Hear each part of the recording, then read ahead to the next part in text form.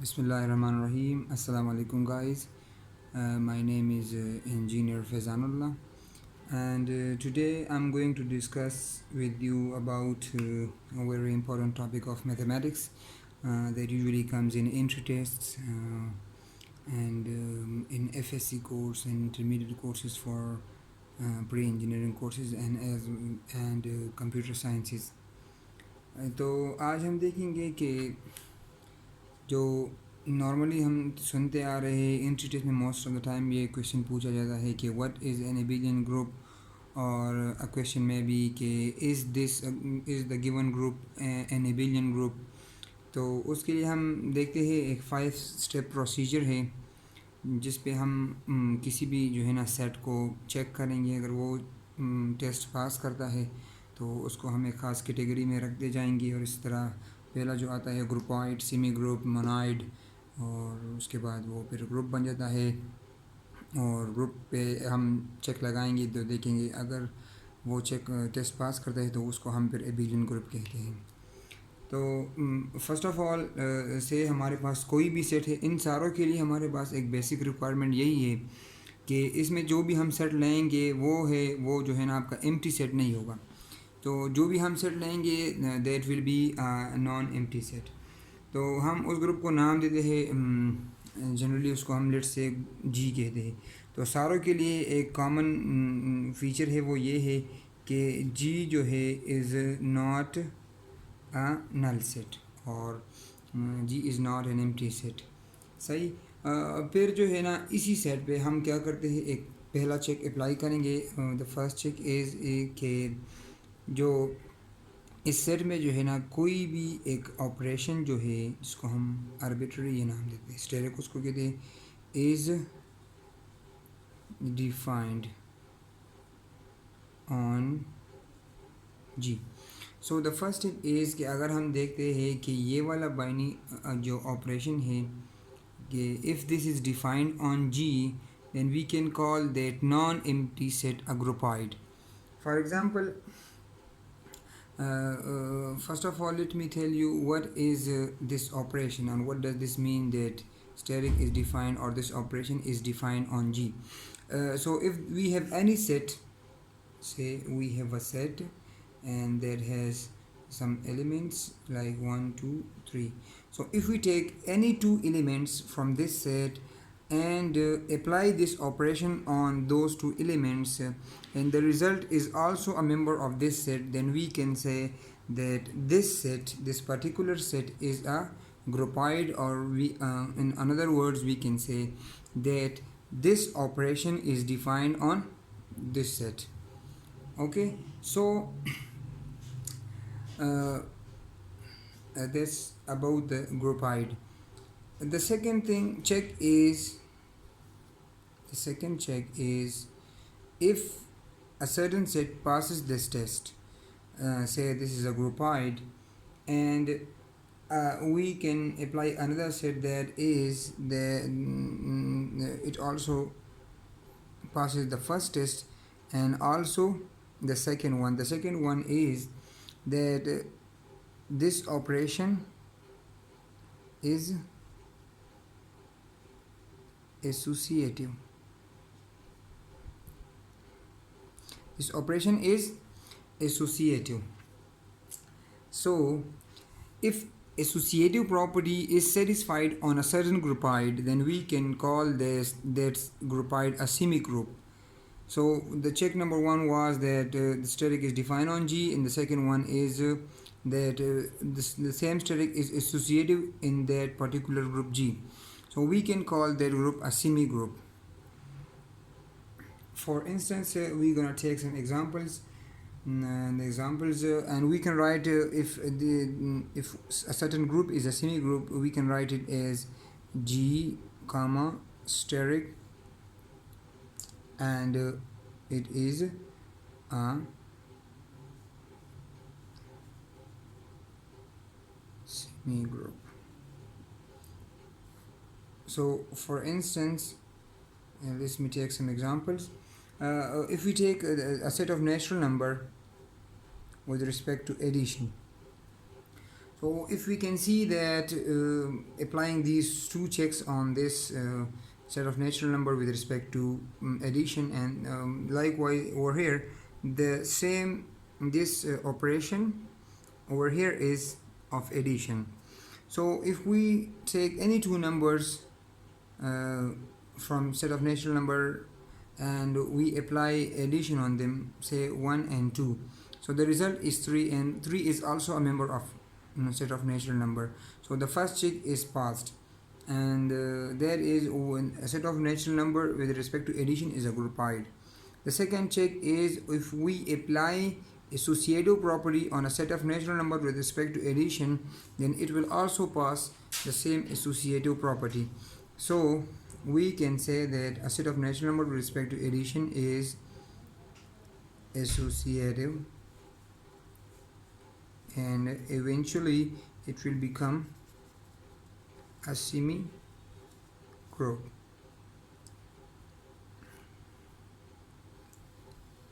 The third check is 1 passed, 2 passed. The third one is if a certain test passes, the third one we can call that monoid. So for monoid we need for a semi group to have an identity element with respect for a certain operation, say addition, subtraction, or minus.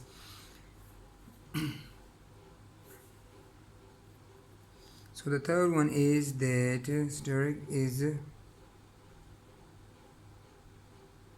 steric identity is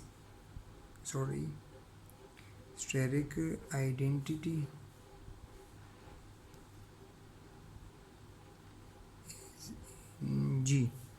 So if there is an identity element in set of G or a semi group, then we can call that group as monoid. We can call that group as monoid. So we can take the same example of a set of natural number with respect. Now this time we're gonna take the set of natural number with respect to multiplication. So if we can see that the same set of natural number, if we take the first check, that is multiplication is defined in set of natural number. The second one is associative property is holding true in set of natural number with respect to multiplication, and the third one is that there is an identity element in G with respect to multiplication, and that is 1. Certain natural number includes number 1, and that is an identity element is existing in natural numbers. So a certain natural number with respect to multiplication is a set of natural number with respect to multiplication is monoid also. Likewise, if we take instead of multiplication, we take addition over here. So what do you think, will it be a monoid or not? So if we look, this set of natural number with respect to addition was a semi group, but it cannot be monoid. The reason is that there is no identity element in set of natural number with respect to addition. The set of identity element needs to be 0, and that does not include in set of natural number. That's why it is not a monoid. It is not a monoid with respect to addition. Similarly, you can take set of rational numbers with respect to addition, and set of rational number with respect to multiplication, that will also be a monoid, and a set of irrational number with respect to multiplication and the set of irrational number with respect to addition is also a monoid. So q plus and q multiplication is also true. This is also monoid.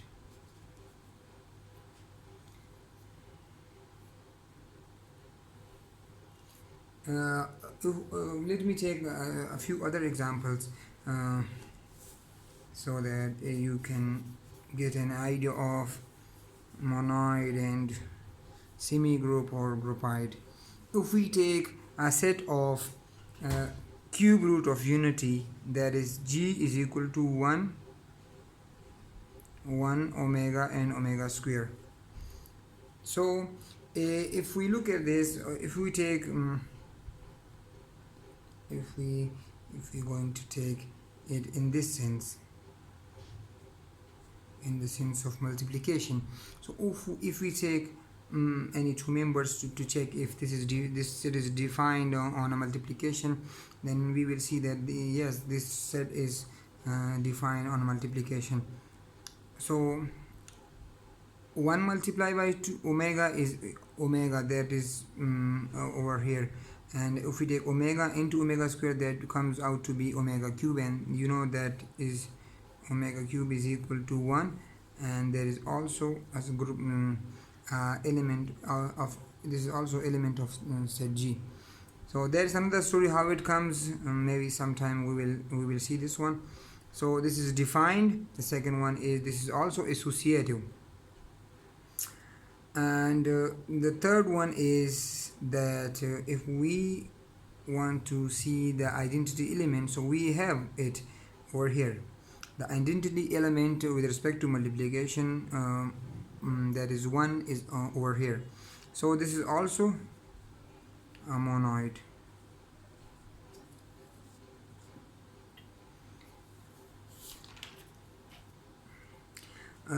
Okay,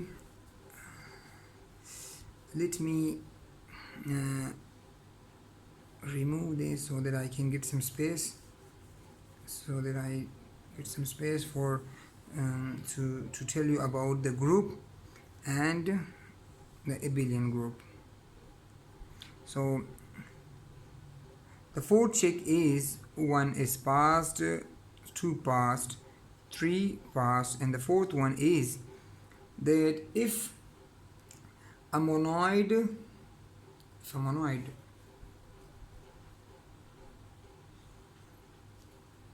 has an inverse with respect to the given operation, with respect to that particular operation, then we call it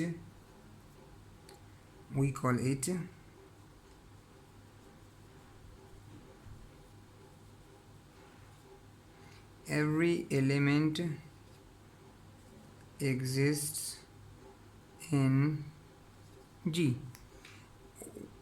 Again, I'm gonna say that with respect to that particular operation, call it multiplication, addition, or maybe any operation that is given under particular condition. So if this holds true, then we can say that G with respect to that particular operation is a group.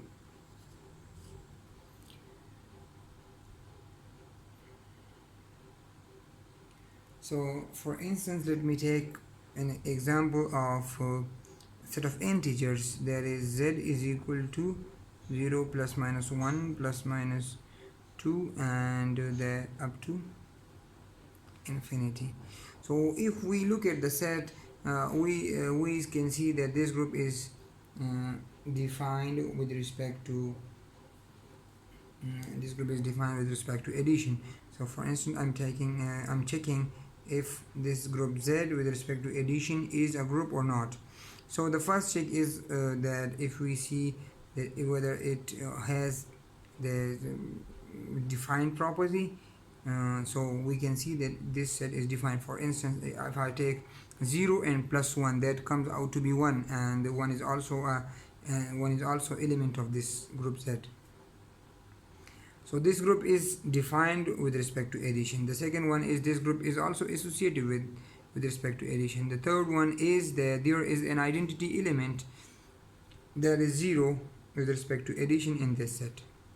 And the fourth one is that inverse of each and every element exists in G. For 1 there is minus 1, for 2 there is minus 2, and say for minus 10,000 there is plus 10,000. So for every element there is another element that is inverse of an inverse of the given element. So a group of integers is with respect to addition is a group. If we take a few other examples, and that is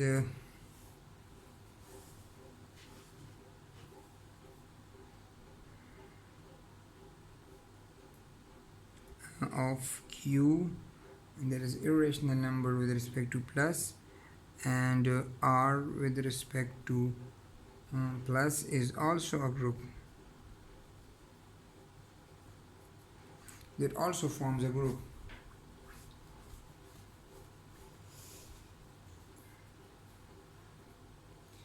While the same sets with respect to multiplication are not groups, because there is these sets lack the property of having an inverse element for each and every element of that set. And I think I'm gonna wipe on this below portion so that I can give some space to this portion that is abelian group. Sorry, I'm a little bit short on space on my whiteboard. So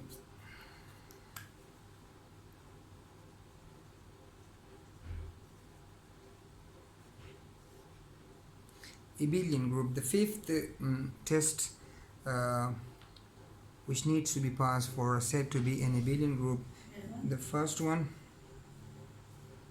passed, the second one passed, the third one passed, the fourth one passed, and now the fifth one is that if a set holds the property of commutative, then we can call that group to be an abelian group. So that is commutative law with respect to that certain operation is true, or it is obeyed in that particular group, then that kind of a group will be called as abelian group. So mathematically, if we want to write it, it would be something like G with respect to certain operation will be abelian if it holds the property of commutativeness. Okay, so for instance, if we take G in the set of cube root of unity, and this we have seen that it was a monoid, and if we check this for the property of group, it will also pass that one. So the fifth property is that if it is commutative or not. So if we look at this group, we can see that G with respect to multiplication is also an abelian group, because it holds the property of commutativeness. Let's say we take 1 multiplied by omega, or omega multiplied by 1, that comes out to be true in each and every case. If we take 1 and omega square, or if we take omega and omega square, that in each case it will pass the test. Another group is that if we take G is equal to the fourth root of